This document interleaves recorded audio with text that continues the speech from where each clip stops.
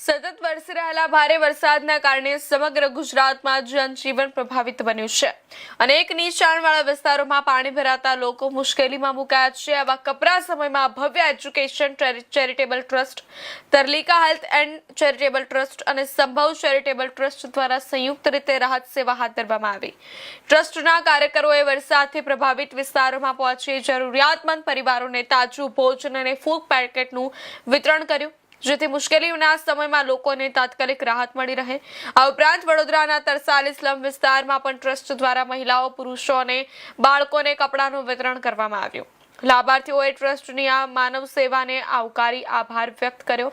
ટ્રસ્ટના પ્રતિનિધિઓએ જણાવ્યું કે કુદરતી આફતના સમયમાં સમાજના સક્ષમ લોકો અને સંસ્થાઓએ જરૂરિયાતમંદોની મદદ માટે આગળ આવવું જોઈએ।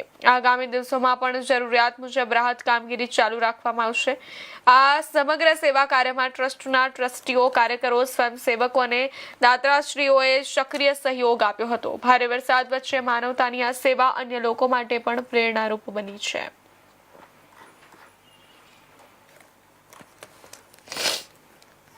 આજરોજ વડોદરામાં વરસી રહેલા સતત વરસાદને કારણે ઘણા નીચાણવાળા ભાગોમાં હાલાકી સર્જાઈ રહી છે, જેને કારણે લોકોને ખાવા પીવામાં તકલીફ પડી રહી છે। તો અમારા જે ત્રણેય ટ્રસ્ટ છે, Bhavya education and charitable trust, Tarlika health and charitable trust તથા સંભવ ચેરિટેબલ ટ્રસ્ટ તરફથી અમે નીચાણવાળા વિસ્તારોમાં જઈને ખાવાનું પૂરું પાડ્યું છે અને કપડાં પણ વિતરણ કર્યા છે અને તે વિસ્તારની માહિતી લઈને, ત્યાંની મુલાકાત લઈને અમે એ લોકોને જે પરિસ્થિતિ પ્રમાણે એમને જે જરૂર છે તે પ્રમાણે અમે જરૂરિયાત પૂરી કરવાની કોશિશ કરી છે।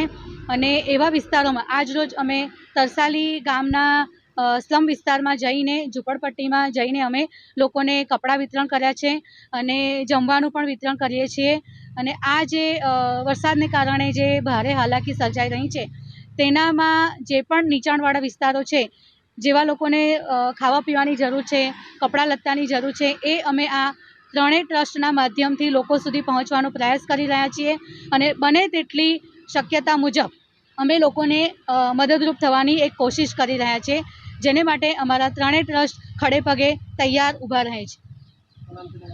સુનિતા।